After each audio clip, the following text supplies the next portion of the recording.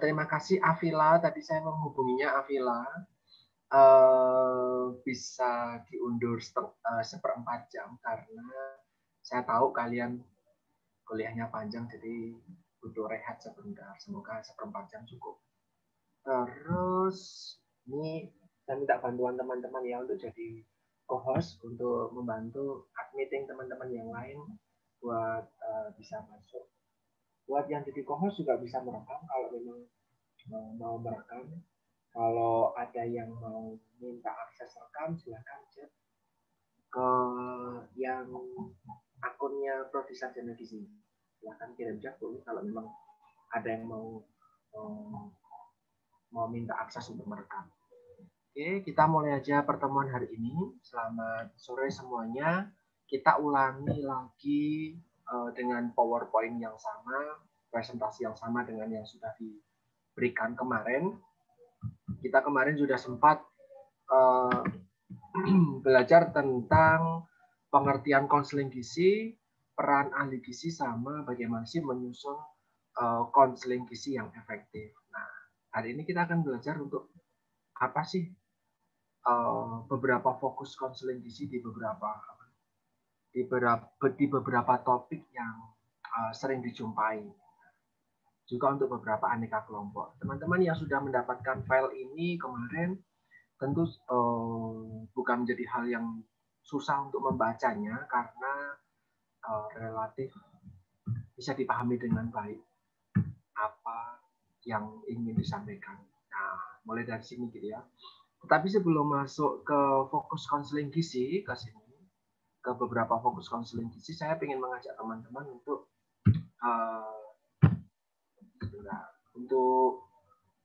refresh sebentar tentang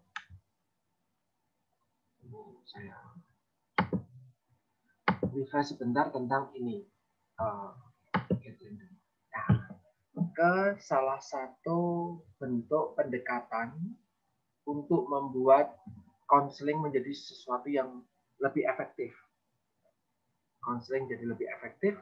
Kemarin kita kenal beberapa jenis pendekatan, dan yang sekarang sedang ditampilkan adalah pendekatan tentang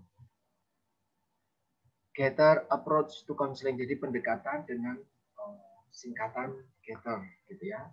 Nah, G yang pertama adalah greeting. Jadi memberikan salam kepada klien. Sehingga pertama teknisnya adalah mereka ketika masuk sebentar ya.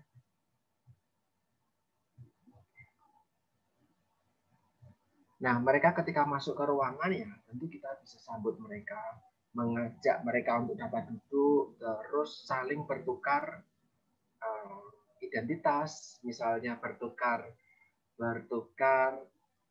sapaan gitu.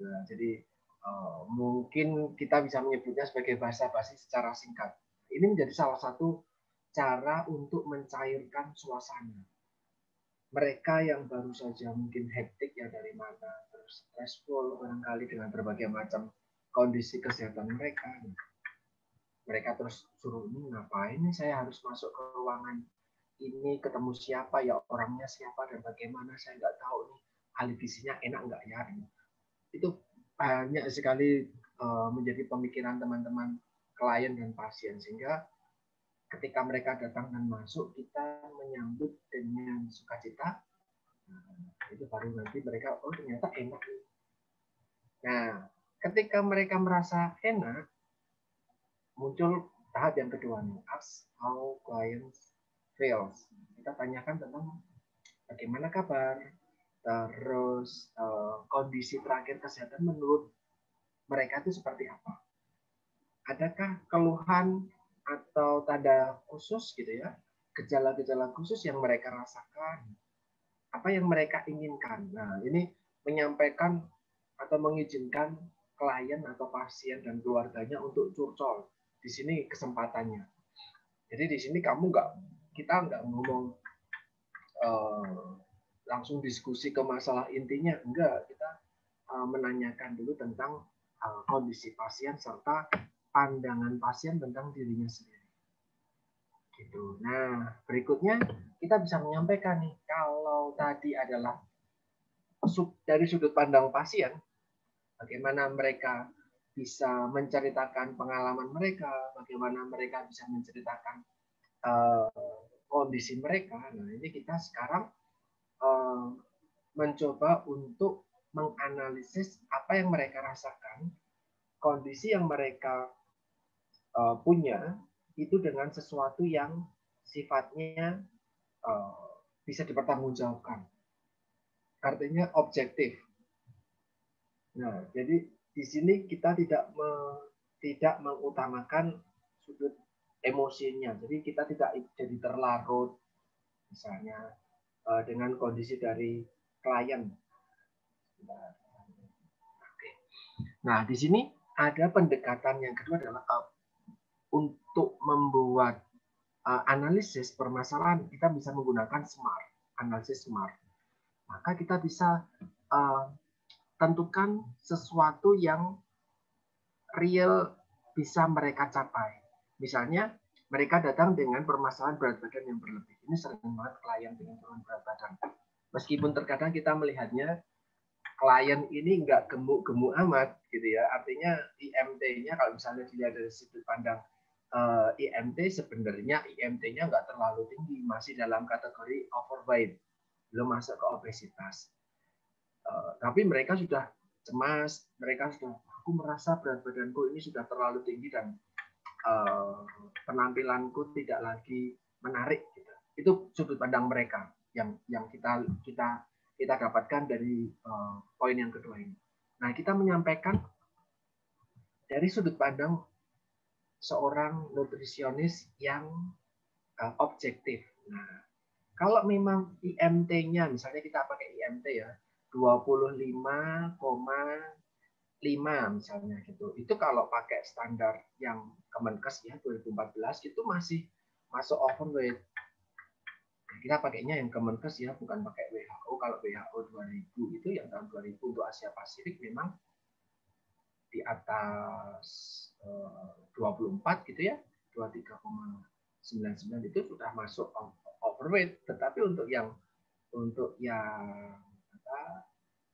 dari Kemenkes itu 2014 baru 25,1 itu baru masuk ke overweight sampai 27.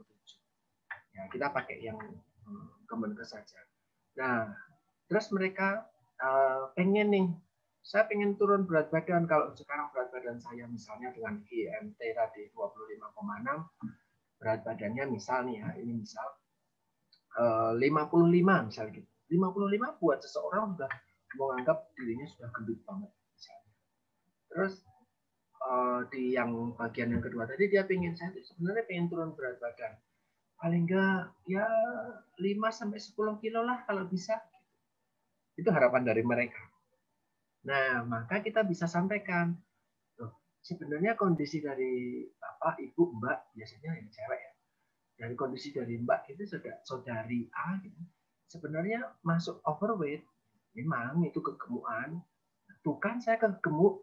Iya, tetapi kalau mau turunkan berat badan sampai 10 kg, menurut saya kok terlalu tinggi penurunannya. Itu kamu bisa ngomong itu. Nah, terus berikutnya, terus saya harus turun berapa? Nah, kita sampaikan, kalau tujuan dari saudari adalah turun berat badan, terus masih dalam kategori yang normal, gitu ya. Kalau turun 10 kilo nanti jatuhnya itu sudah masuk IMT-nya turun terlalu tinggi. Kalau IMT-nya turun sampai ke 21, 22, nanti bentuk badannya kurang lebih seperti ini. Itu ternyata cukup untuk turun sekitar 6-7 kg saja. Bagaimana?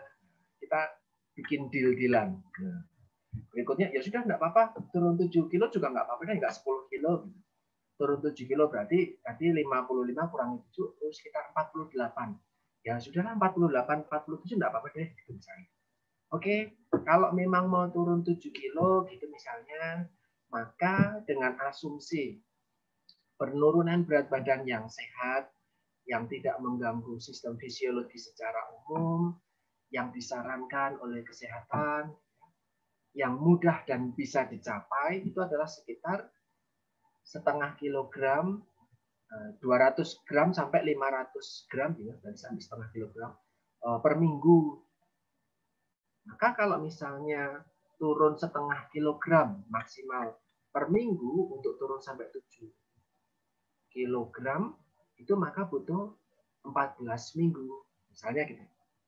Ya, 7, 2, sekitar 12 sampai 14 minggu. Itu artinya butuh sekitar 3 bulan. Gitu. Maka kita langsung ngomong, kalau mau turunnya sehat, aman, gitu ya, nggak drastis. Kalau penurunan, ingat teman-teman, kalau pakai ada diet-diet yang menawarkan penurunan berat badan secara drastis dalam waktu yang singkat, gitu ya, itu kita bisa golongkan sebagai fat diet, FAD.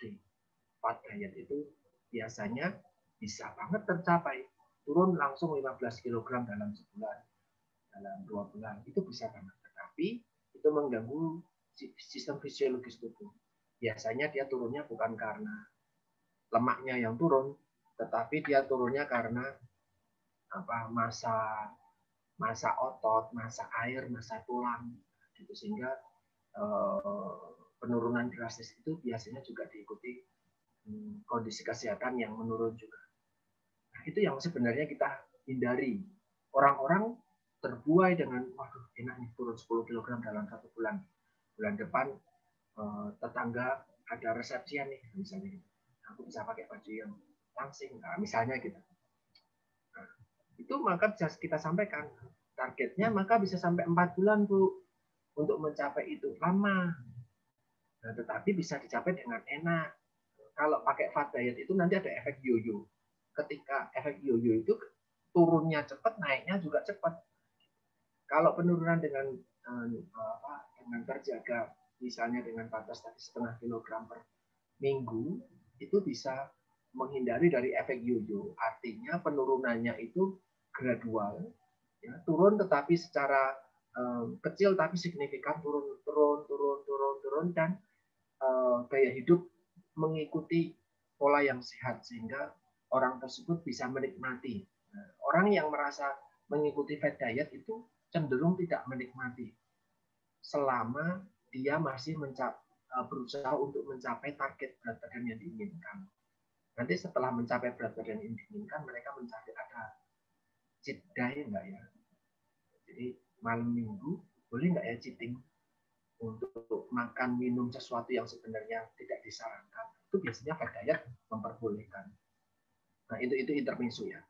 Nah, maka ada smart, ada spesifik, kita turun berat badan berapa kilogram atau berapa gram, targetnya jelas, bisa dicapai nanti 3 bulan lagi, dengan setiap minggu ini targetnya gitu ya, dan realistis, serta ada capaian waktunya itu kira-kira kapan. Nah, kalau bisa membuat target seperti ini oleh klien, nah kita tinggal sepakati nanti. Kalau Bapak, Ibu, Saudari setuju, maka kita tinggal sepakat ini minggu depan kita bisa yuk turun setengah kilogram yuk. Paling tidak usaha yang untuk dicapai untuk itu ini. Nah, ini sekarang masuk ke tahap yang ke H ini yang ke. Nah, kita sudah menentukan target nih. Kita sudah menentukan target, maka kita berikan opsi. Kalau mau turun berat badan itu seperti ini. Sekian poin-poin yang bisa mereka lakukan. Kira-kira mana yang bisa kamu terapkan sehari-hari. Ini penting. Kenapa? Disinilah kita tidak mengekang klien. Jadi kita menganggap klien itu wajar jika dia ada kesalahan, wajar jika ada hambatan, wajar jika kadang menemukan berbagai macam kesulitan di dalam menerapkan itu. Maka kita mencoba untuk menawarkan berbagai macam hal yang klien itu bisa kira-kira diikuti secara teratur. Oh, Bapak, Ibu, Saudari, ini kalau kemarin kalau ambil porsi makan itu kan masih semaunya sendiri mungkin nih, misalnya gitu ya. Nah, ini coba saya kenalkan piring saji. Misalnya kita bisa sampaikan untuk turun berat badan itu kan pakai konsep isi piringku yang model T. Kita bisa tuh sampaikan. Kalau untuk di beberapa lab kita kayaknya belum punya piring ya warnanya putih gitu ya. Terus di bagian dasarnya itu ada gambar separuhnya adalah sayur dan buah. Gambar buah dan sayur itu separuh porsi, separuh piring itu tergambar sayur buah, seperempatnya itu tergambar protein, seperempatnya lagi tergambar oleh serealia dan biji-bijian sebagai sumber karbohidrat. Nah, kita bisa tawarkan, bisa sampaikan itu sambil ditunjukkan kepada klien kan. Kita biasanya pakai food model, pakai buku foto makanan. Nah, pakai isi piringku yang model T untuk yang obesitas. Kalau yang isi piringku biasa itu untuk orang normal. Untuk orang obesitas pakai model T, kita bisa sampaikan. Bapak, Ibu, coba ya Bapak, Ibu bisa perhatikan ini di contoh piring ini gitu ya. Nah, ini kita bisa lihat nih, Bapak nanti kalau ambil sayur, kita coba yuk satu minggu ini kita terapkan, Bapak kalau ambil sayur nanti separuhnya itu sayur dan buah nih, Pak. Separuh piring misalnya. Atau kalau nggak mau dicampur karena nggak suka kalau dicampur pakai nasi, masak sop dicampur pakai nasi gitu misalnya mungkin dia nggak suka dia. Boleh tuh pakai mangkok. Bisa pakai mangkok Pak. Nah, nanti sayurnya bisa ditaruh dalam satu mangkok khusus gitu ya. Tetapi untuk pengambilan nasi, kalau memang mau pakai nasi atau mau pakai kentang juga boleh, atau mau pakai cereal oats juga boleh, mau pakai beras merah, silakan mau yang Bapak mau apa monggo. Nasi putih juga boleh kok Pak, tidak dilarang misalnya. Nah, tetapi porsi nasi putihnya bukan berarti mengisi porsi dari sayur dan buah karena sayur dan buahnya tadi kan dipinggirin tuh, dikasihin ke mangkok gitu ya. Maka cukup seperempatnya saja Pak. Seperempat tuh kira-kira berapa centong Bu? Kamu bisa sampaikan tuh. Oh, seperempat porsi bisa lah Pak, 1,5 centong boleh kok Pak. Tidak perlu sampai banyak-banyak. Nah, ini sambil dihitung kebutuhan energinya dia berapa. Nah, seperempat yang lain diisi Pak sama protein. Kalau protein pakainya apa? Telur boleh? Boleh. Telur boleh. Tempe juga boleh. Telur sama tempe? Boleh. Boleh saja. Telur sama telur, telurnya cukup satu saja Pak. Telurnya cukup satu, atau ikan cukup satu, paha ayam juga cukup satu, boleh ditambah dengan tempe, tahu, mungkin ada kacang-kacangan, misalnya sayur bronkos gitu ya, kan ada kacang polonya, ada kacang merah misalnya, itu juga boleh sebagai sumber protein. Nah, kita berarti ngajari mereka ngambil makanan. Barangkali mereka ketika di ruangan konsultasi, di ruangan konseling, itu mereka paham, oh ya, paham. Tapi nanti sampai rumah mungkin lupa karena sudah terbiasa. Tetapi kan kita punya janjian di periode kedua, dan apapun yang mereka lakukan itu bisa nampak di dalam tubuh mereka. Bisa nampak, kita bisa melihat penurunan berat badan misalnya, atau barangkali hasil laboratorium yang menunjukkan adanya perbaikan kondisi. Nah, itu bisa kita jadikan sebagai apakah klien ini bisa untuk mencapai target yang sudah kita terapkan. Nah, terus kita bisa tuh sampaikan penjelasannya kenapa sih ambil nasinya kok cuma seperempat. Kenapa sih sayurnya harus, kalau misalnya tumis itu kan dicampur pakai nasi nggak apa-apa ya. Kenapa sih tumis sama buah itu harus setengah piring sendiri misalnya. Kita bisa sampaikan apa sih manfaat yang bisa didapatkan kalau melakukan alternatif ini. Bapak terbiasa konsumsi minuman bersoda misalnya. Karena mungkin sopir gitu ya, pekerjaannya sebagai sopir suka dengan minuman berenergi dan tanda kutip. Senang sekali minum itu, dan ternyata ada dampaknya pada ginjal. ini saya jumpai di depan terapi banyak sekali orang-orang dengan yang hemodialisa, cuci darah itu, ketika ditanya mereka pekerjaannya sopir, pola sehari-harinya itu sepanjang hari kan di atas kemudi gitu ya, jadi cuma duduk gitu ya.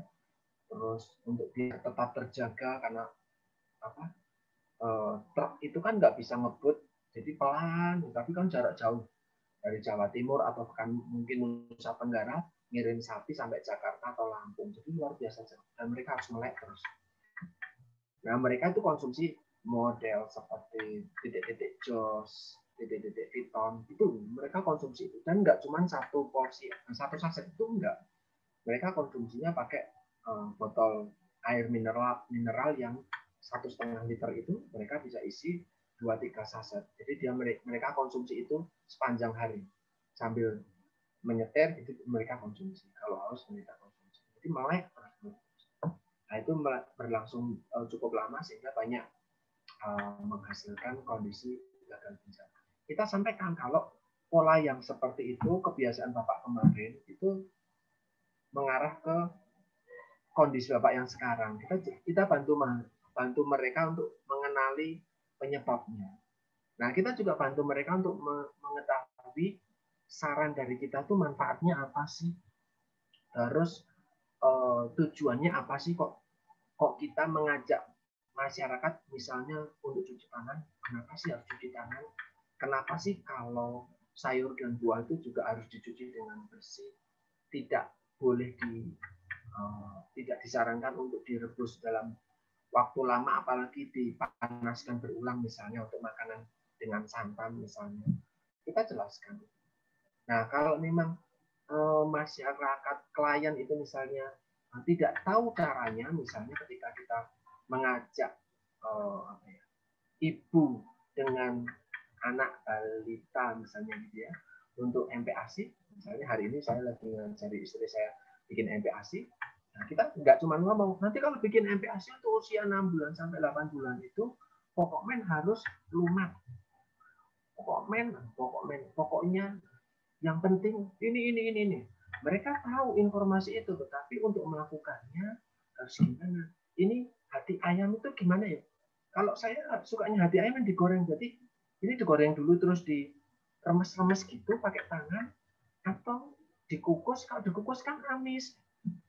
Jadi banyak sekali kok teman-teman nanti misalnya kunjungan ke posyandu, mungkin praktek di puskesmas gitu ya, ketemu di poli gizi, ketemu ibu hamil atau bahkan mungkin ibu dengan balita, mereka tanya hal-hal yang menurut kita itu sebenarnya itu informasi yang gampang ya, tetapi mereka benar-benar butuh informasi, butuh akses, butuh bantuan. Nah, maka dari itu penting kalau kita itu kalau di ruangan konseling itu biasanya ada food model, ada piranti untuk mendemonstrasikan. Penting misalnya untuk orang stroke, kemarin saya sudah sampaikan untuk pasien stroke itu 6 bulan gitu ya, paling tidak 6 bulan dari keluar rumah sakit sampai dia bisa melewati masa masa dalam tanda kutip penyesuaian gitu ya. Jadi mereka orang-orang di rumahnya itu harus diajari cara untuk membuat makanan saring, menyuapinya. Ternyata orang dengan stroke itu jangan dikasih minum pakai gelas, pakai air putih itu malah ternyata nggak boleh karena bisa rentan tersedak. Nah mereka kan kebanyakan merot gitu ya, bibirnya perot, nggak bisa ngomong, nggak bisa menelan dengan baik. Kalau kita berikan karena mungkin keterampilan kita kurang, pengetahuan kita kurang, itu malah justru membahayakan mereka. Itu terus yang terakhir tentang gather adalah kita bisa tentukan target untuk kembali lagi kapan, janjian seminggu lagi kah atau 2 minggu lagi kah, itu juga boleh. Kalau untuk gula darah, nanti teman-teman bisa jadikan patokan gitu ya. Barangkali juga bermanfaat buat kalau kalian mau skripsi nanti. Kalau mau menurunkan intervensinya terkait gula darah, gitu ya, gula darah ataupun hipertensi, tekanan darah itu bisa itu bisa didapatkan manfaatnya setelah 1 minggu, 2 minggu itu bisa. Tetapi untuk kolesterol, misalnya mereka datang dengan penyakit jantung, stroke, yang profil lipidnya tinggi, kolesterolnya tinggi, hiperkolesterolemia, itu baru bisa muncul perubahan yang signifikan di hasil laboratorium itu setelah 1-2 bulan. Itu pun dalam 1-2 bulan tersebut mereka rutin dan disiplin untuk melakukan anjuran kesehatan. Dampaknya kolesterol bakal berubah 1-2 bulan ke depan itu baru muncul hasilnya. Artinya, kalau permasalahan klien adalah soal kolesterol, jangan kalian suruh datang minggu depan atau 2 minggu lagi datang ya Pak, kolesterolnya belum akan turun. Sekalipun mereka puasa, mereka mengonsumsi obat-obatan, ini di luar obat ya. Mereka konsumsi aneka macam sayur, sereal, oats, dan ya, itu belum akan signifikan turun. Baru akan turun secara dampaknya secara baik itu turun sampai 2 bulan. Sehingga kadang kalau untuk kondisi tersebut ya kita janjian lagi sesuai 1 bulan lagi gitu Pak, boleh? Atau mungkin kalau memang kita sampaikan Bapak, ini kalau kolesterol itu baru bisa munculnya 1 bulan ke depan. Maka karena Bapak juga ada hipertensi, Bapak juga ada gula darah yang tinggi, 2 minggu lagi Bapak bisa ke sini, tetapi sebelum Bapak ke sini, Bapak bisa cek atau periksa glukosa darah. Harus periksanya di mana ya? Di apotek bisa kok Pak. Atau kalau memang tidak ya Bapak nanti berangkat lebih awal, bisa periksa di ruangan sini kok. Kami menyediakan fasilitas itu. Asalkan Bapak puasa dulu ya selama 10 jam, misal seperti itu. Jadi mereka nanti pemeriksaan asesmen biokimianya di ruangan konsultasi itu bisa pakai finger prick, meskipun itu sebenarnya pengambilan tes gula darah menggunakan darah dari jari itu sebenarnya tidak begitu akurat, tapi harusnya di laboratorium memang. Maka ya tinggal kita kasih pilihan ke mereka maunya bagaimana. Nah, nanti tinggal 1 bulan lagi ya Pak ya untuk kolesterol Bapak bisa ambil hasil laboratorium, kita bisa diskusikan itu lebih lanjut. Nanti ada langkah-langkah berikutnya. Saya harap Bapak bisa disiplin, kita bisa kerja sama bareng. Bapak bisa menelpon kami sewaktu-waktu kalau Bapak bisa menemukan kendala ketika menjalani diet di rumah. Mungkin bosan, mungkin ada makanan-makanan tertentu yang ingin dicoba, itu bisa dikomunikasikan dengan kami. Nah, itu terus untuk membantu klien agar mereka tetap fokus, kita bisa tanyakan. Jadi kita ketemu lagi kapan Pak? Oh segini Bu, Mas. Oh ya betul. Ya jangan lupa ya Pak ya, ini saya bawakan catatan. Kita ketemu lagi minggu depan atau bulan depan atau monggo tanggal kapan yang bisa dijumpai bareng. Nah itulah langkah-langkah secara sederhana dengan pendekatan kita. Gitu. Nah di langkah-langkah tadi yang saya sampaikan dengan beberapa contoh yang ada di dalamnya, itu sudah terkandung beberapa kompetensi ini. Ada sekitar 10 kompetensi. Teman-teman semoga bisa terlihat dengan baik. Ada sekitar 10 kompetensi utama dari konseling. Kita tunjukkan empati, artinya memang ya ketika mereka datang dengan kondisi yang kayak misalnya sopir tadi, "Lu salahmu, salah sopo konsumsi itu," misalnya. Kita nggak perlu menunjukkan itu. Kita ada beberapa hal yang bisa disampaikan, kita menjadi secara aktif untuk mendengarkan dengan refleksi. Refleksi itu artinya kita sampaikan ulang. Oh berarti Bapak kemarin sebelumnya itu kalau berangkat bekerja, selama bekerja itu berarti konsumsi minuman-minuman ini misalnya itu cukup tinggi ya Pak ya. Jadi kita menyampaikan hal itu. Ini menunjukkan bahwa kalau kita bisa menyampaikan ulang dengan tepat dan akurat apa yang sudah mereka sampaikan, itu menunjukkan bahwa kita sudah menaruh perhatian dengan baik. Sama seperti kalau kuliah, ada yang bermasalah, ada yang paham, terus nanti mungkin saya menyampaikan sesuatu, yuk kalian bisa menyampaikan. Jadi kalau menurut saya kayak gini, maka saya merasa berarti si A si B mendengarkan. Itulah sama seperti kalau konseling juga.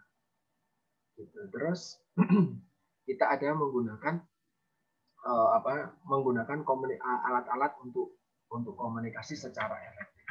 Kalau di masa pandemi ini memang bermasalah ya, karena kita tidak bisa bertemu secara langsung dengan para klien. Kemarin sih sempat dilakukan konsep di Persagi itu ada konseling melalui telepon gitu, melalui internet dan WhatsApp. Tetapi ternyata ya tidak mendapatkan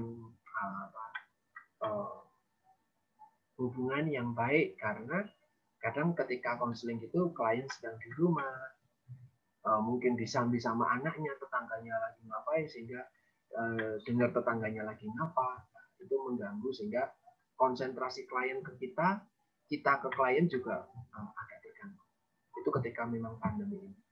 Terus ini ada file ketiga tentang pendekatan Gather juga yang membantu untuk greeting itu gimana sih? Oh, bisa menggunakan jabat tangan misalnya kalau memang diperkenankan. Nah, kita kan sekarang sedang tidak boleh jabat tangan gitu ya. Untuk beberapa kondisi khusus misalnya yang Muslim juga terkadang menghindari jabat tangan itu juga nggak masalah. Mereka memang tidak mau jabat tangan juga nggak apa-apa. Gitu. Kita bisa tawarkan bangku untuk mereka duduk, persilahkan mereka. Barangkali ada cemilan atau minum yang tersaji di meja kita bisa sampaikan ke mereka. Nah ini adalah teknis-teknis yang bisa kita lakukan untuk mendukung greeting, asking, telling, helping, explaining, sama rehearsal. Kita bisa mengambil janjian kapan. Inilah kalimat-kalimat yang bisa kita sampaikan ke mereka. Itu adalah review sebentar, setengah jam sendiri reviewnya ya, tentang apa yang sudah kita sampaikan kemarin. Nah, tujuannya kenapa sih harus ada patron atau panduan atau pedoman di dalam konseling ini?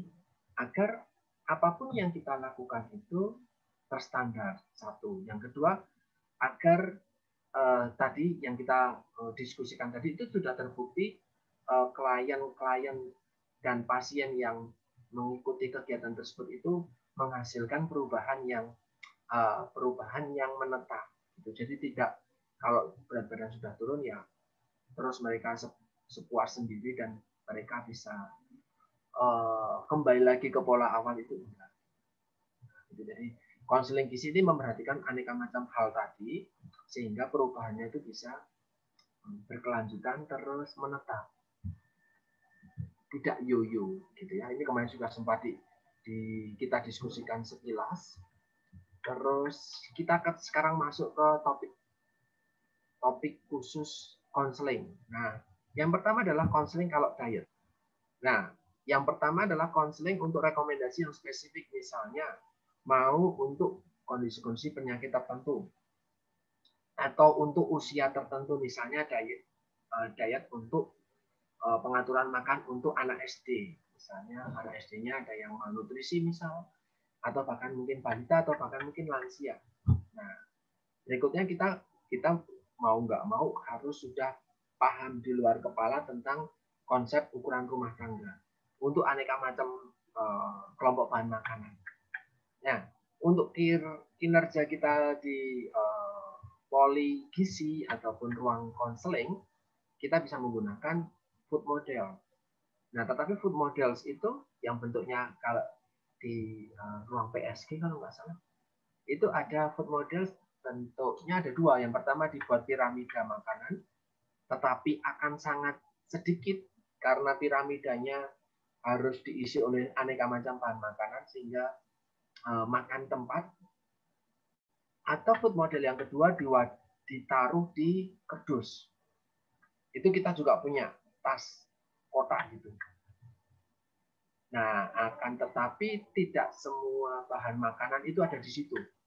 Tidak semua bahan makanan yang dikonsumsi warga juga ada di situ. Nah, sehingga bingung nih. Di sini buahnya ini padahal mereka tidak mengonsumsi itu. di sini makanannya cuma nasi, padahal tidak, mereka tidak harus konsumsi nasi. Nah, maka bisa menggunakan buku foto makanan atau bisa menggunakan kartu konseling. Nah, teman-teman bisa tuh kalau kalian sudah download file saya ini dengan tanda warna biru dan underline, itu kanal untuk menuju kartu konseling itu filenya seperti apa, silahkan kalian bisa download. Kartu konseling sesuai dengan sasaran targetnya siapa saja. Termasuk kita perlu mempelajari tentang bagaimana cara mengolah makanan. Maka dari itu teman-teman juga punya basic di kuliner, sehingga bisa menyampaikan hal ini. Terus, nah, yang berikutnya misalnya bayi malnutrisi, anak malnutrisi. Apa yang harus kita sampaikan? Ini di sini ada 6 poin yang kita bisa sarankan kepada orang tua dengan anak yang malnutrisi. Kita bisa sampaikan bahwa boleh konsumsi pisang yang dilumatkan atau mungkin misalnya mau dipanggang, gitu ya, dengan ditambah ubi, kacang atau mungkin bubur. Kita kasih bubur itu, kita kasih gula pasir dan tambahan minyak. Nah, kalau memang mau boleh menggantikan gula tadi dengan madu. Tujuan ditambahkan minyak dan madu ini untuk menambah kalori, sehingga memang tanpa merasa jauh lebih kenyang, tetapi kalorinya tinggi. Karena kalau makan madu dan minyak dicampur misalnya ke ubi atau mau ke pisang atau mau ke bubur, itu tidak menambah lebih kenyang banget gitu, sehingga energinya bisa tercapai. Boleh kalau memang mau konsumsi aneka macam dairy food, itu bisa kok ditambahkan itu. Tetapi kita perlu sampaikan bahwa kalau ketemu sama keluarga yang miskin, menengah ke bawah gitu ya, kita tidak saklek untuk menyarankan itu bisa konsumsi susu atau keju. Karena satu, itu butuh effort untuk membelinya, yang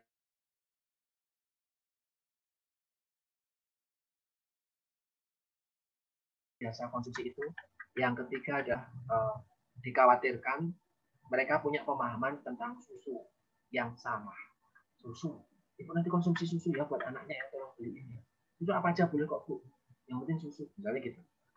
Nanti mereka beranggapan kalau pakai susu yang kalengan mahal, kalau pakai susu murni gitu ya, susu yang kalau di Purworejo itu setiap pagi ada yang suruh nganter-nganterin, itu masih dari peternakan sapi. Itu relatif tidak semua tempat ada, mahal juga, relatif lebih mahal. Maka mereka kadang berpikiran susu kental manis ini bisa nih dijadikan sebagai yang menambah energi buat anak saya. Nah, itu kan rasanya manis dan itu sebagian kecil sih isinya susu, sehingga tidak boleh dikonsumsi sebagai susu. Sebenarnya untuk anak balita pun sebenarnya tidak boleh. Nah, tetapi kan keluarga miskin menengah ke bawah tadi, misalnya, itu ternyata tidak tahu tentang informasi itu, sehingga malah mereka memberikan satu renteng susu kental manis tadi sebagai dalam tanda kutip pengganti susu. Itu sebenarnya bukan itu yang dimaksud susu di sini. Yang berikutnya adalah tentang kita bisa memfortifikasi, menambahkan sesuatu di susu tadi kalau memang ini in case orang tersebut itu bisa memenuhinya, gitu ya, bisa membelinya. Nah, dengan susu full cream bubuk ditambahkan di setengah liter susu beneran. Ini susu beneran, susu sapi. Nah, terus bisa disampaikan untuk dijadikan sereal, untuk dijadikan ini in case cocok sama mereka, bisa mereka penuhi. Kalau enggak ya sudah, enggak usah dilakukan juga enggak apa-apa kok. Bisa diganti ke yang lain. Diganti dengan apa? Bisa pakai konsumsi telur matang. Kenapa saya sampaikan kata matang? Karena di masyarakat kita masih sangat percaya bahwa telur mentah diaduk dengan madu itu sudah mematangkan telur. Nah, itu sering banget saya ketemu pasien di Pandirati, pernah juga saya sempat harus eyal-eyalan sama pasiennya gara-gara saya itu setiap hari makan telur sama madu loh mas, itu kan menyehatkan, tapi kok malah saya jadi sakit-sakitan, ini mesti ada yang salah nih, saya jajannya apa ya salah. Saya langsung ngomong bahwa konsumsi telur mentah itu tidak disarankan karena proteinnya itu belum bisa diserap dengan tubuh dengan optimal. Malah ketika dalam kondisi mentah, ketika kondisi matang, protein telur itu malah bisa diserap tubuh dengan baik. Zat-zat anti gizi juga bisa hilang gara-gara pemanasan, sehingga memang telur sebisa mungkin matang. Tapi kan sudah matang Mas sama madu. Loh, madu kan tidak dipanaskan, Bu. Madunya kan madu sasetan. Nah, gitu ya. Oh enggak, Mas, madu asli. Madu asli pun tidak punya sifat untuk mematangkan sesuatu. Nah, misalnya kita bisa sampaikan itu. Nah, tapi ternyata itu hal seperti itu sudah mendarah daging, khususnya di masyarakat Jawa ya. Saya kurang tahu kalau di masyarakat di luar Jawa punya kepercayaan yang sama atau tidak tentang madu dan telur tadi. Berikutnya aneka macam makanan yang mengandung lemak, alpukat, ikan, mungkin kelapa. Olahan kelapa di sini misalnya daging kelapa misalnya gitu ya, atau VCO gitu, itu boleh. Makanan yang digoreng sebenarnya juga boleh, tetapi memang ada batasannya tersendiri. Nah, kita perlu tawarkan bahwa tidak perlu takut dengan kandungan lemak yang ada di dalam ikan, alpukat, ataupun mungkin bahan makanan lain yang memang kita tahu itu mengandung minyak. Nah, kita kacang-kacangan misalnya, kita bisa sampaikan itu mereka di dalam produk makanan tersebut minyak, lemak itu hadir bersama fitokimia yang lain yang itu menguntungkan, sehingga tidak perlu khawatir. Dan makanan berfermentasi itu artinya mengandung probiotik.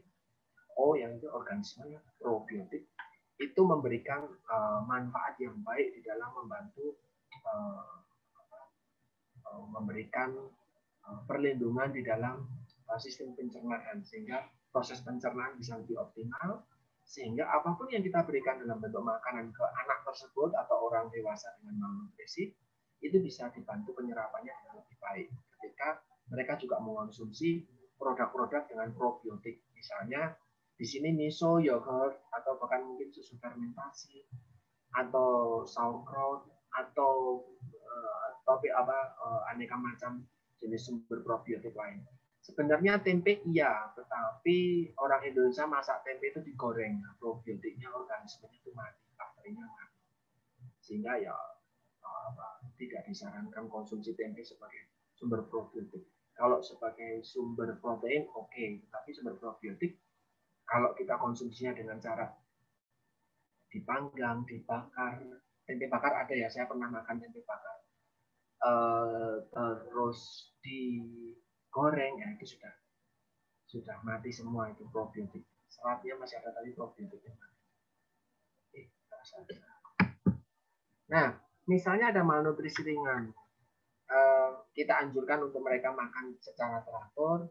Kita bisa kenalkan konsep makan frekuensi sering tetapi dalam jumlah yang kecil, sehingga tidak sampai mencapai kondisi terlalu kenyang.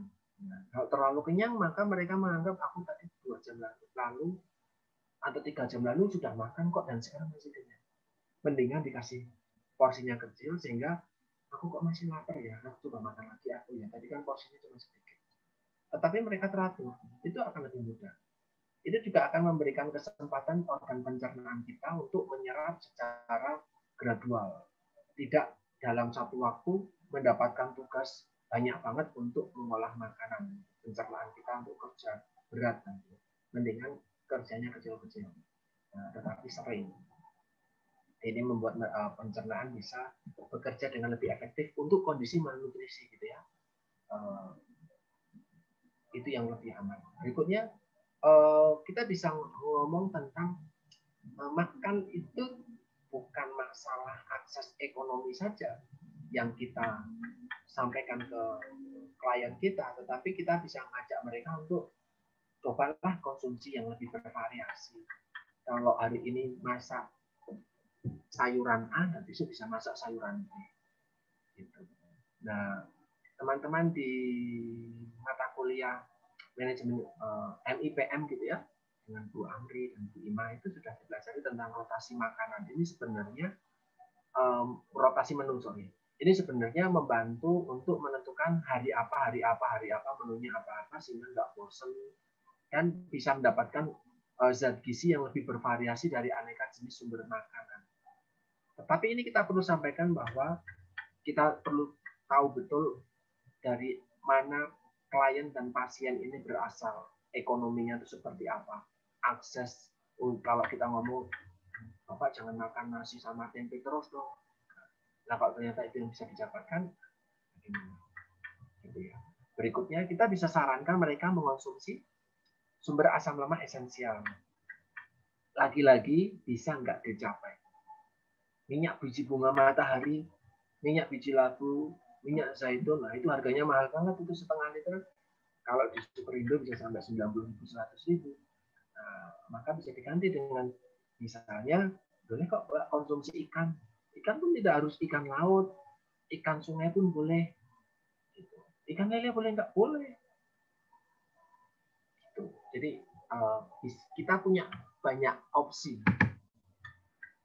Berikutnya, nah tentang konseling tentang berat badan, kita bisa sampaikan sebelum kita masuk ke topik, Bapak itu gendut, Ibu itu gendut, terlalu gemuk, nggak enak dilihatnya. No, kita nggak ngomongin itu dulu. Kita ngomonginnya yang pertama adalah risiko kesehatan. Saya gendut tapi bahagia. Kata siapa? Siapa yang gendut dan bahagia? Coba ditelisik lebih lanjut. Kalau memang kamu bisa memilih dengan berat badan yang jauh lebih rendah misalnya, atau kamu bisa punya berat badan jauh lebih ideal, tentu akan lebih menyenangkan karena dari sudut pandang kesehatan itu risiko kesehatan itu relatif lebih rendah. Itu sebabnya saya tidak bermaksud untuk body shaming, tidak bermaksud juga untuk ngecek atau bullying buat teman-teman yang memiliki berat badan berlebih di sini. Saya mengajak teman-teman, ayo kita sudah belajar gizi banyak 3 tahun, teman-teman 2018 ini. Ayo coba diterapkan sebelum kita ngomong ke orang lain ke depan, teman-teman bisa menerapkan ke dirinya teman-teman sendiri sehingga berat badan yang ketika masuk stiker saat itu memang masih gemuk ya, supaya dalam 2 tahun, dalam 3 tahun ini bisa menunjukkan perubahan yang jauh lebih baik.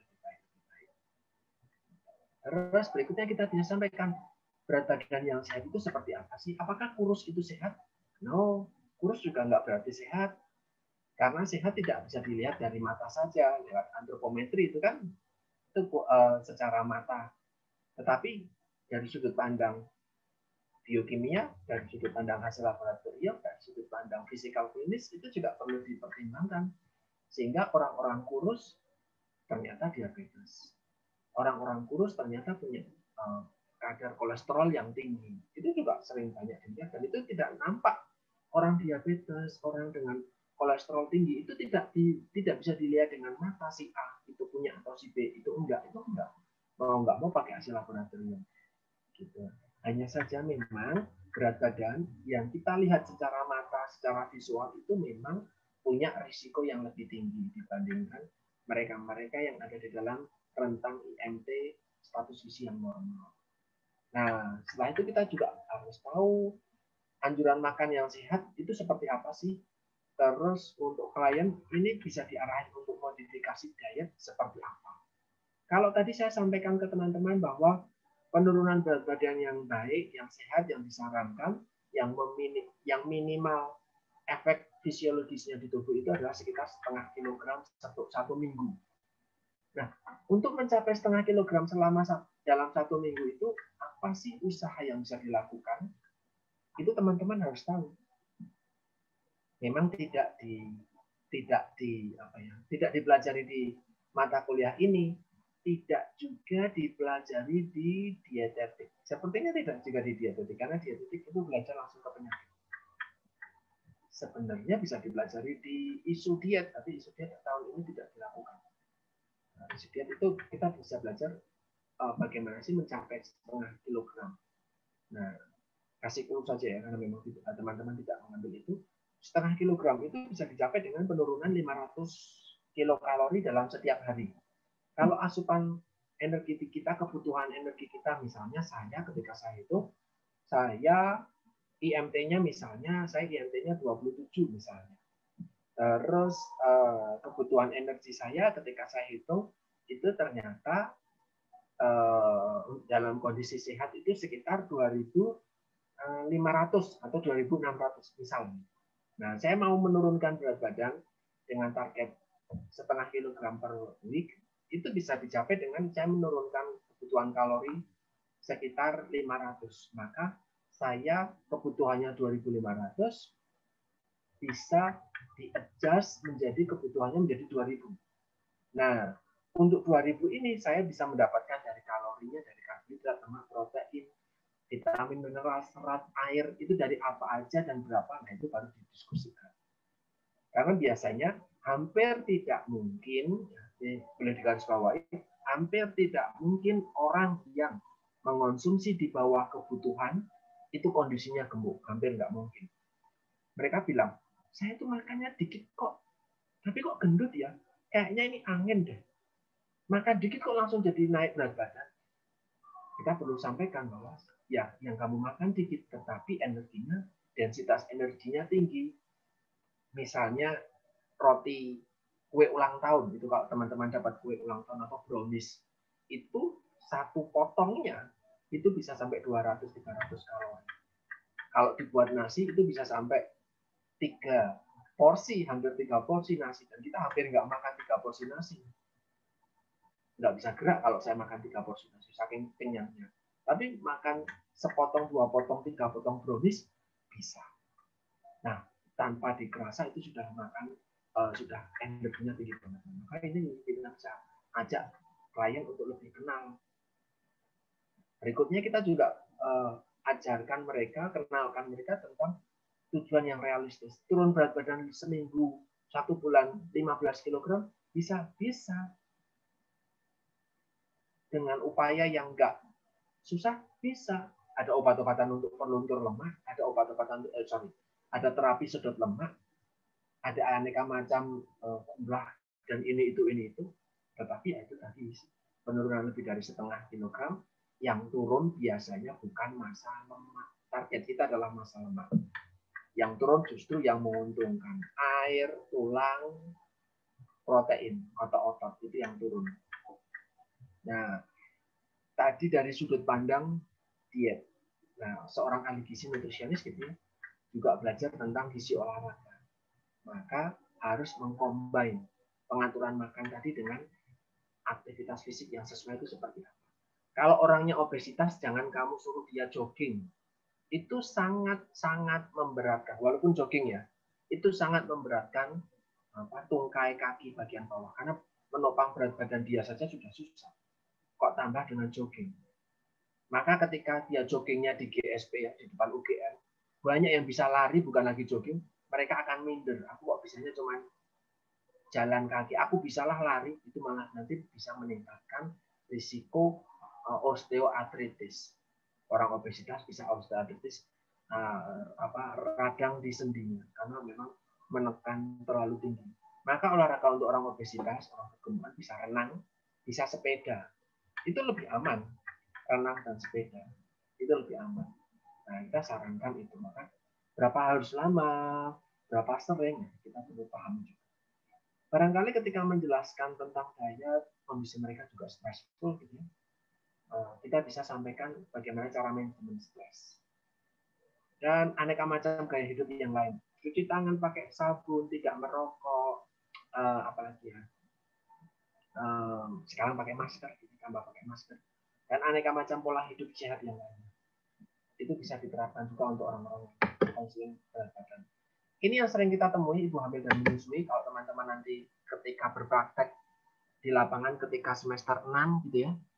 Semester 7 di lapangan itu pasti teman-teman pasti bakal ke posyandu. Puskesmas, maaf. Nah, di puskesmas ya 1-2 kali bisa jadi diajak ke posyandu gitu, di meja kelima. pasti ketemu orang ibu hamil, itu pasti, hampir pasti itu pasti ketemu ibu hamil. Nah, maka sering mereka konsultasi, apakah berat badan saya ini naiknya sudah sesuai aturan atau belum? Naiknya berapa dulu? Karena setiap ibu hamil tergantung dengan kondisi sebelum hamil itu status gizinya apa. Kita coba next. Ini di sini kan tulisannya 10 sampai 14 kg dalam masa kehamilan, gitu ya.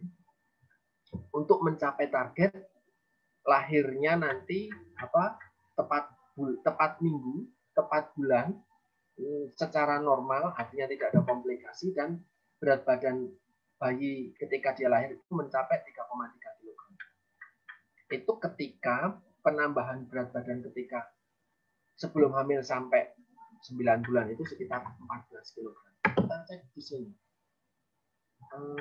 Oke, sorry. Saya kembali lagi. Ternyata tidak saya tulis. Nah, saya ambilkan di sini. Saya tidak tulis, jadi saya secara verbal saja. Kalau ibu sebelum hamil itu status gizinya kurang, gitu ya. IMT-nya misalnya 18, IMT-nya 19. Secara visual sudah kelihatan kalau dia kurus. Aturan terbaru sekarang nggak boleh hamil. Harus perbaikan status gizi selama setidaknya 3 bulan sampai 6 bulan sebelum menikah, itu harus diperbaiki. Baru kalau sudah ada perbaikan status gizi baru boleh menikah. Itu aturan terbaru. Tetapi akan diikuti atau tidak belum tahu. Itu. Jadi sampai segitu dulu. Misalnya berat badannya IMT-nya 19, tadinya 17, jadi sekarang 19. Maka untuk orang yang kurus, calon ibu yang kurus tadi, itu dia dianggap baik gitu ya kalau dia meningkat berat badannya bisa sampai ini korek kalau saya misalnya salah, 14 sampai 18 kg. Itu dianggap baik. Kalau diambil 10 kg, ini kan range ya. Kalau dia cuma naiknya 10 kg sampai 12 kg, no, itu masih sangat kurang. Itu kalau saya boleh menganalogikan, tanahnya tandus, kamu tebar biji-bijian, tetapi kamu tidak pupuk dengan baik. Ya, bijinya tumbuh tetapi tidak sempurna. Nah, itu seperti itu. Kalau berat badannya naiknya cuma 10 sampai 12 kg ketika ibunya ini adalah malnutrisi. Kalau ibunya gizi normal ya sekitar 10 sampai 14.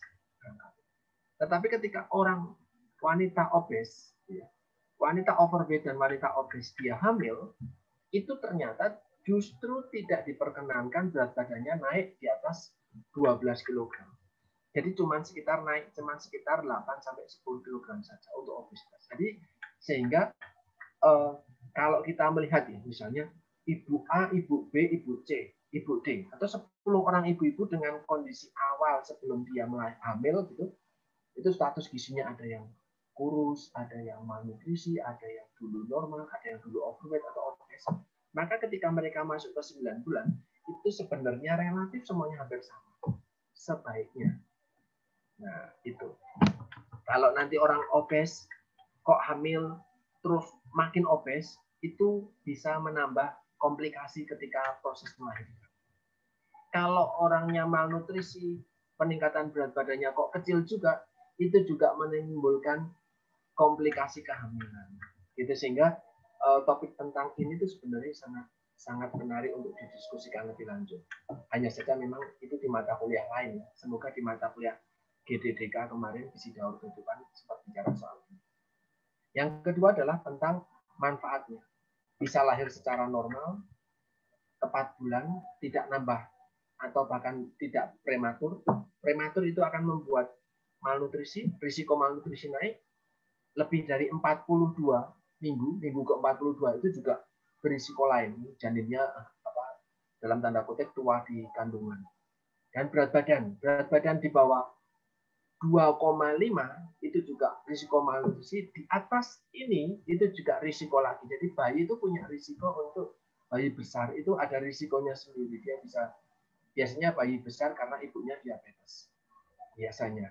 Itu juga dia membawa bekal penyakit sendiri untuk masa depan. Saya mau cerita soal anak saya. Anak saya dari 0 sampai 37 minggu saat itu terpantau normal. Tetapi gara-gara saya ke rumah sakit saat itu pakai motor Supra gitu, terus melewati jalan berlubang genjul, nah, akhirnya setelah kontrol terakhir itu minggu ke-37 ada air ketubannya pecah, sehingga saat itu juga harus ditindakan ya, sesar, karena memang tidak bisa di normal spontan saat itu, tidak bisa. Sayang sekali, padahal 37 minggu terpantau dengan sangat baik, semuanya sudah sangat normal. Nah, batas untuk dianggap tepat bulan itu adalah minggu ke-37. 36 itu dianggap prematur. 37 itu batas pas 9 bulan. Nah, itu dianggap boleh. 37 sampai 42 itu dianggap periode untuk proses melahirkan. Nah, sehingga sebenarnya masih bisa nambah 2, 3, atau 4 minggu ke depan. Maka kemarin ketika anak saya lahir, meskipun sebenarnya semuanya normal, akhirnya saat itu 2,6. Mepet juga 2,2650, 2.660 gram. Mepet juga dengan batas 2.500. Saya sempat was-was, waduh, anaknya ahli gizi, anaknya nutrisionis, malnutrisi malah nih. Saya udah, wah, gimana nih? Tapi ternyata ya ini bukan, saya tidak bermaksud untuk hal-hal yang lain, tetapi bermaksud untuk memotivasi teman-teman yang besok mau menikah dan punya anak, atau bukan di sini juga ada Agnes gitu ya, punya bayi juga. Nah, ini maka kita bisa kok memanfaatkan ilmu kesehatan yang kita punya. Minggu lalu saya menimbang anak saya sudah 8 kilo lebih, dan itu kalau kita pakai grafiknya WHO ataupun grafiknya dari Kemenkes yang terbaru, itu sudah di jalur yang paling stabil, paling aman. Nah, itu sehingga saya merasa anak saya itu mengalami proses kejar tumbuh gitu ya, kejar tumbuh, karena dia sempat di warna kuning kalau di KNS, sekarang sudah warna hijau dan di tengah, dan prosesnya stabil mengikuti program. Hanya pakai ASI, tidak pakai susu formula, karena semua orang di gereja, tetangga-tetangga bilang, kok bayinya gitu pakai susu formula apa? Saya pakainya ASI. Kok bisa sih pakai ASI kayak gitu? No. Saya mengatur konsumsi pola makan istri saya, masih tahu saya ahli gizi. Nah, mereka perlu kenal, termasuk orang-orang di puskesmas juga ya kan. Nah, saya menyampaikan ini buat teman-teman di sini, ada banyak banget cewek-cewek di ruangan ini. Ini ilmu buat kalian itu tidak ada yang sia-sia.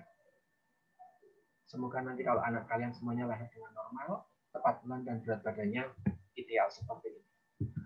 Terus untuk mencapai target tadi 10 sampai 14 kg, atau untuk kondisi-kondisi khusus misalnya malnutrisi dan yang overweight gitu ya, itu berapa sih kalori yang perlu ibu hamil tadi dapatkan setiap hari?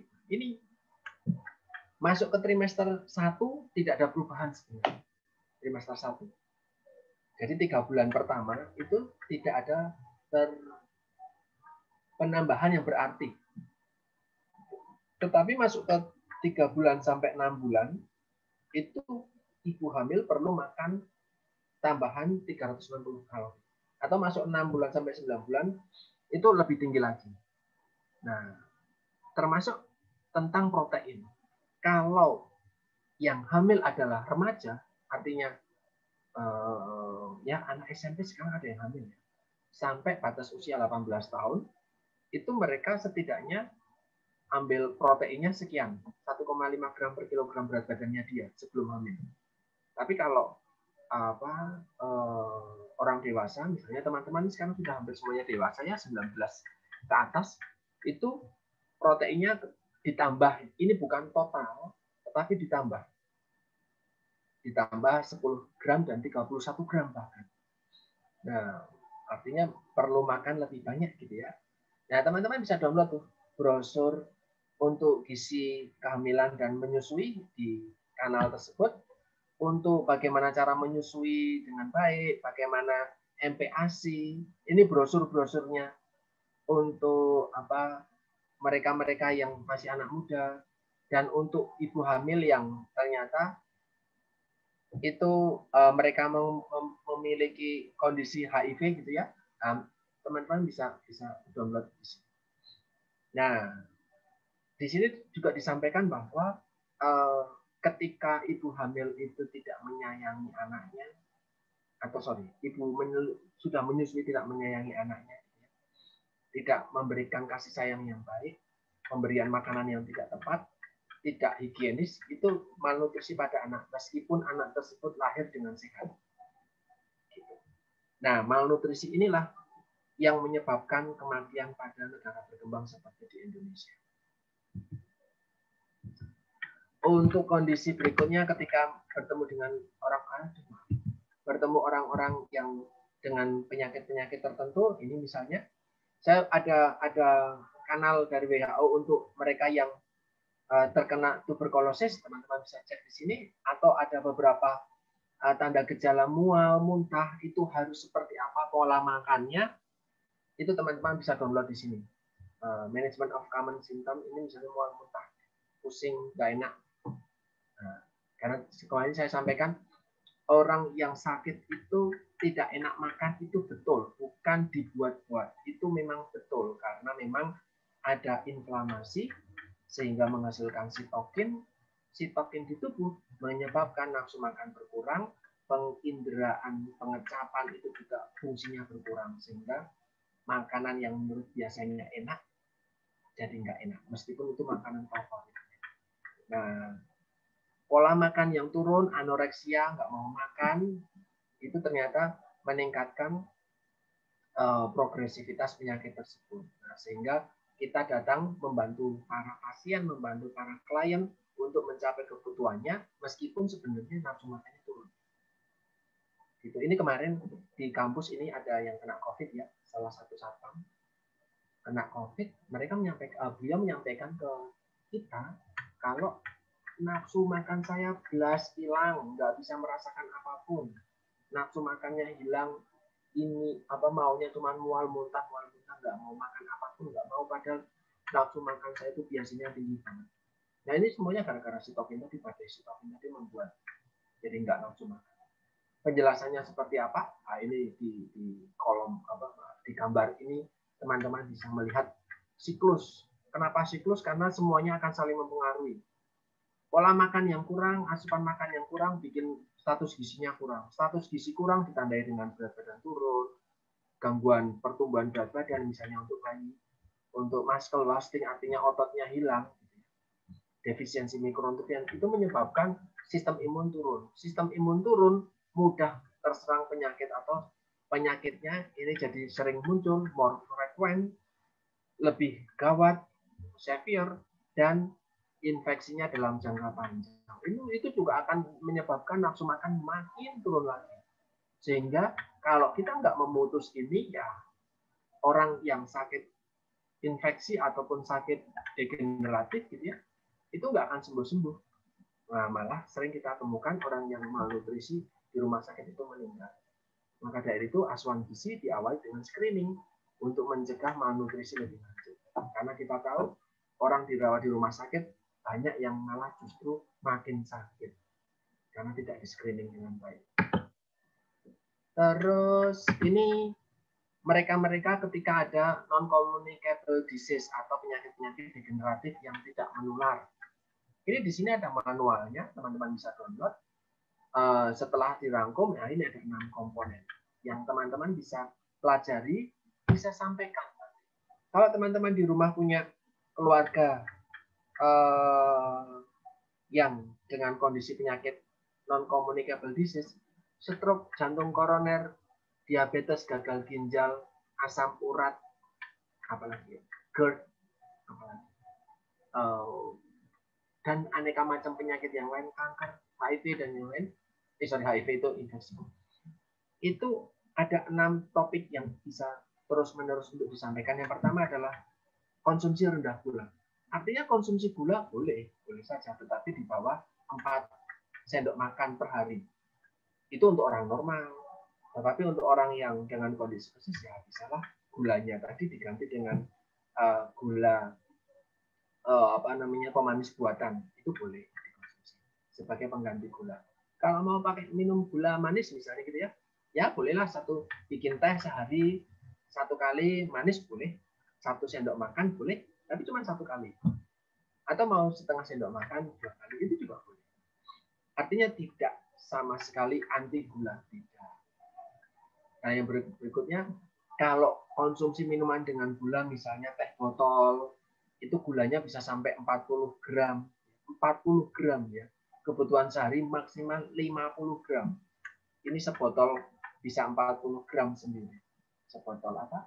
Minuman teh, vitamin C yang 1000 itu, yang botolnya tanggung itu kalau gulanya 36 gram. Saya hafal karena saya pernah konsumsi itu. Ternyata gulanya tinggi banget.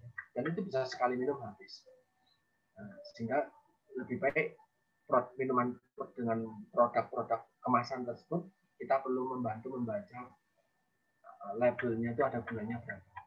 Berikutnya, makanan dengan kaleng itu yang dikalengkan itu kalau bisa memang dikurangi. Kenapa? Karena biasanya makanan yang dikalengkan itu diawetkan dengan pengawet yang berbahan dasar adalah natrium. Nah, sehingga memang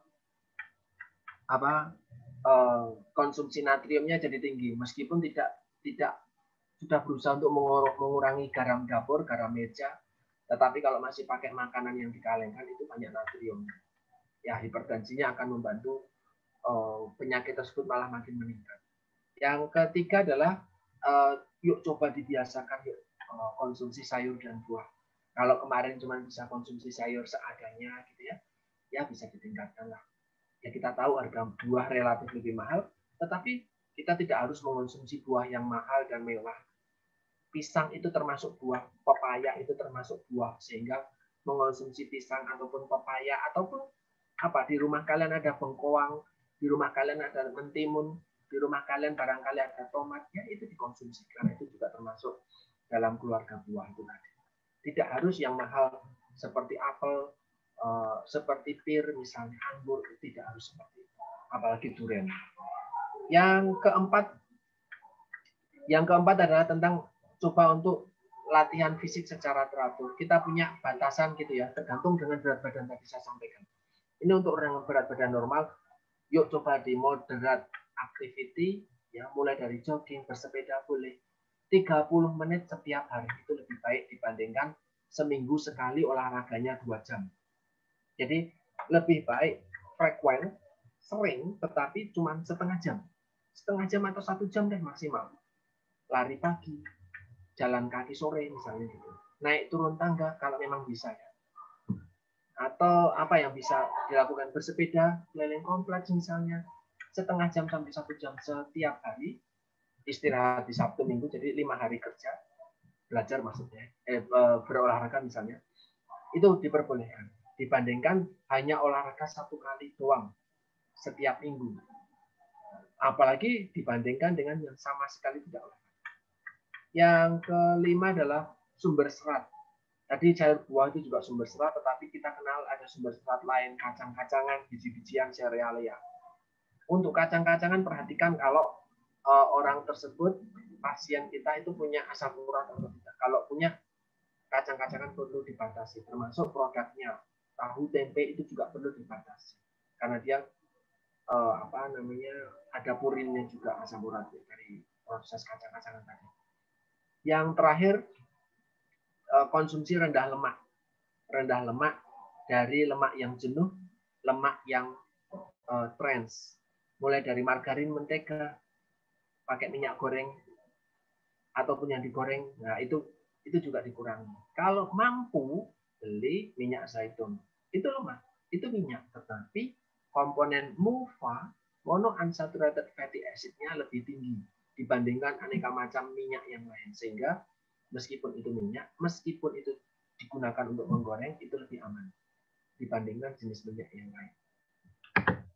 Itu terus kalau menemukan kondisi intoleransi dan alergi, misalnya intoleransi untuk kondisi celiac disease gitu ya, ataupun untuk kondisi autism, anak-anak dengan autism atau celiac disease juga, penyakit celiac, itu memang harus menghindari gluten, sama sekali tidak boleh makan gluten.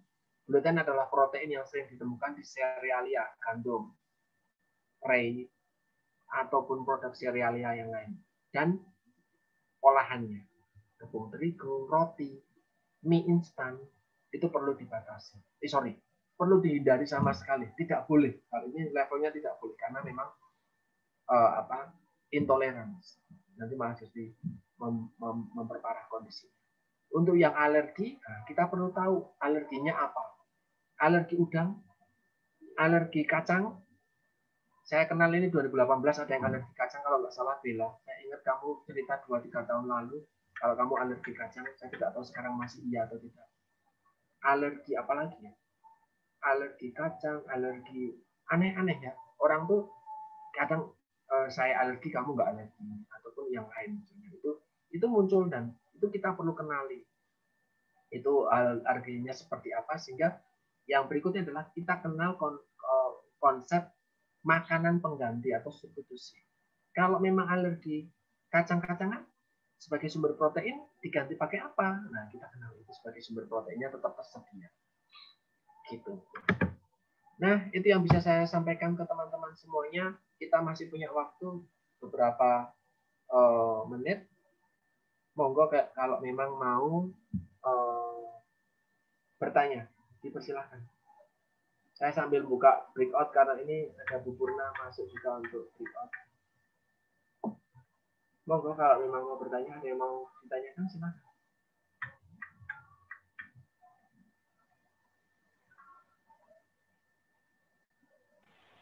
Selamat sore Pak Dian. Ya, siapa ya ini? Saya Gabriel Lulu ingin bertanya Pak. Oh, oke. Apa kan dulu tuh pernah sempat ada tren Pak, yang olahraga sambil ngenain mantel buat ngeluarin keringatnya lebih banyak 2 kali lipat loh Pak, ada tren kayak gitu. Ya. Nah itu kan dulu Papa tuh sempat make, terus waktu itu saya bilang itu kayaknya nggak baik karena bisa bikin dehidrasi, tapi ya. Papa tuh tetap ngeyel, ya. nggak bakal dehidrasi lah gitu kan. Nah habis itu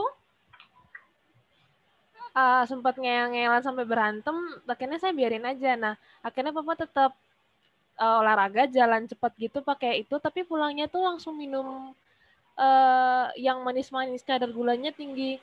Nah itu kira-kira itu bakal mempengaruhi dehidrasi tubuhnya atau enggak Pak? Yang pakai mantol tadi kalau olahraga? Iya, jadi setelah keringetan, terus itu kan keringetnya banyak. Terus kalau minum yang manis-manis itu kira-kira bisa ngembaliin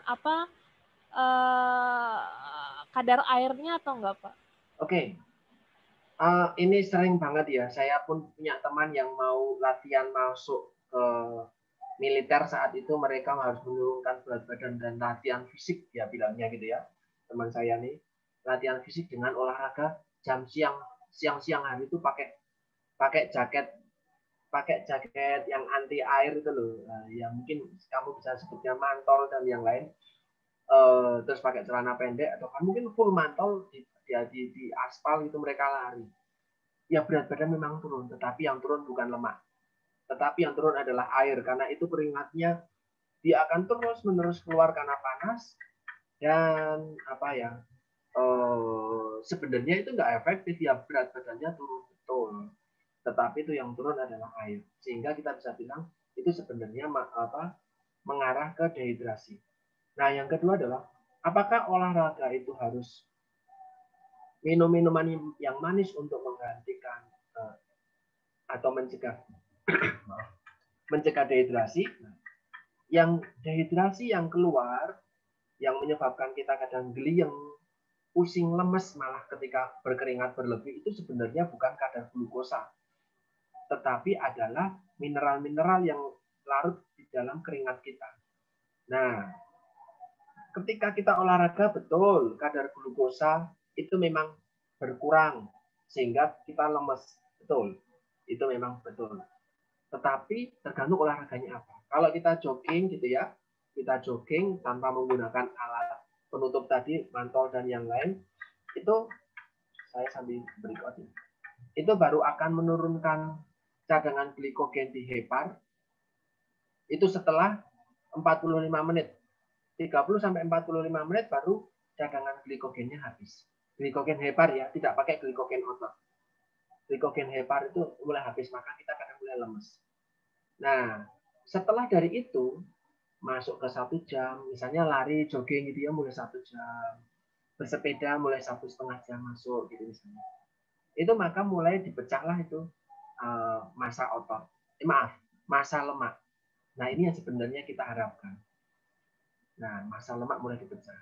Nah hanya saja orang-orang merasa sudah sangat capek di 45 menit, setengah jam setelah kita olahraga, sehingga belum sampai massa lemak terpecah sudah nyerah dan istirahat. Apalagi tadi langsung ditambah dengan air dingin yang pakai gula atau pakai sumber gula lewat minuman. Maka kalau pertanyaannya menggantikan elektrolit tadi, jawabannya adalah tidak, karena gula bukanlah sumber elektrolit. Apakah minuman elektrolit itu perlu dikonsumsi? Minuman berion elektrolit yang ada di dalam TV itu sebenarnya sport drink, itu adalah untuk olahraga yang benar-benar keras. Tetapi kalau misalnya teman-teman ini lari di GSP, di UGM, di komplek perumahan, sebenarnya tidak butuh sampai minuman elektrolit itu, sebenarnya tidak butuh. Teman-teman dengan mengonsumsi air putih saja itu sebenarnya sudah cukup. Ketika air putih yang dikonsumsi, misalnya air putih kemasan yang mereknya banyak itu, AMDK, air mineral dalam kemasan, itu ada mineralnya kok. Air yang merebus sendiri itu ada mineral. Yang tidak ada mineralnya adalah air RO. Kalau kalian punya di perumahan-perumahan tertentu, barangkali ada yang jualan air RO reverse osmosis. Atau air untuk orang-orang dengan gagal ginjal, itu memang ada kondisi air yang memang tidak ada mineralnya sama sekali. Nah, itu baru tidak bisa menggantikan elektrolit karena itu isinya cuma air. Air sulingan itu isinya cuma air aqueous. Itu doang. Tetapi untuk kayak olahraga yang tidak begitu berat, lari seperti ringan seperti itu sebenarnya tidak butuh minuman elektrolit. Kalau tiba-tiba langsung mengonsumsi minuman manis, teman-teman maka kemarin sudah kuliah tuh isi olahraga. Langsung minuman manis sebenarnya itu juga tidak disarankan karena kepekatan minuman manis itu akan mengganggu proses filtrasi di ginjal. Ketika olahraga keringat mengucur deras gitu ya, filtrasi di ginjal itu darah mulai pekat karena keringatnya mulai keluar banyak, sehingga ketika ditambah dengan air gula itu akan makin pekat. Nah itu malah memperberat. Maka konsumsilah sebenarnya adalah yang baik adalah air putih. Konsumsi air putih pun tidak langsung bisa langsung banyak. Gitu. Tidak langsung misalnya ya keringatnya benar-benar sampai gobios habis gitu misalnya. Itu tidak harus langsung konsumsi 1 botol sendiri langsung dihabiskan, enggak. Itu butuh waktu. Kenapa? Semakin banyak air dalam waktu yang deras, dalam waktu yang singkat gitu ya, itu malah memperberat kerja ginjal. Dia harus menyaring dalam waktu yang singkat sejumlah air di dalam darah yang banyak gitu kan. Mendingan minumnya gradual.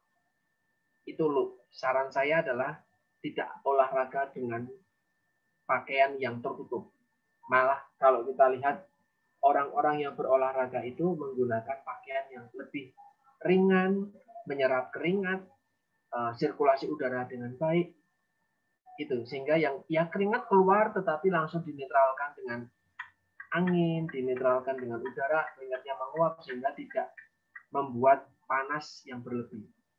Overheating pada kasus olahraga tertentu itu justru mengancam nyawa karena panas di tubuh itu tadi sudah sangat-sangat tinggi. Itu yang sebenarnya ya perlu teman-teman pahami juga kalau nanti ada orang-orang yang masih menerapkan itu. Gitu Lulu, semoga bisa membantu menjawab. Baik Pak, terima kasih. Oke, ada yang lain barangkali? Silakan teman-teman. Ini sekarang kita sudah masuk ke fokus khusus, ke topik-topik yang khusus. Ada yang ingin ditanyakan barangkali? Monggo. Sebelum kita tutup, kalau memang sudah tidak ada, kita bisa tutup topik untuk hari ini. Saya belum memberikan penugasan. Penugasannya mungkin mulai dari minggu depan. Teman-teman sudah bisa menyusun untuk media-media untuk counseling. ataupun pendidikan gizi.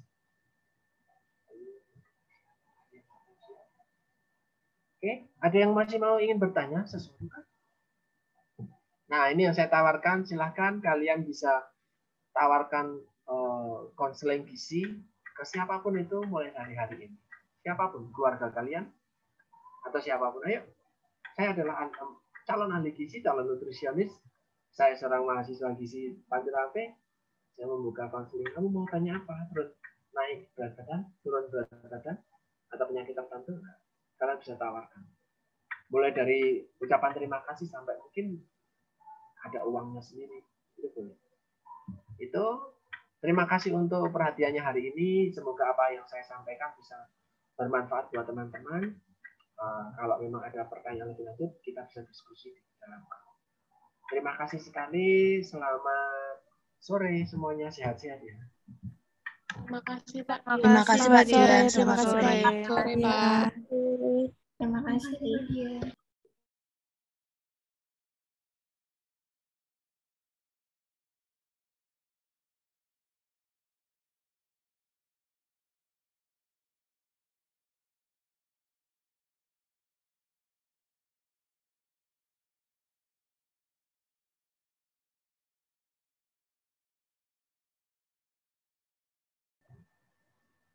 Halo 2019, ini nanti sama Bu Purna ya?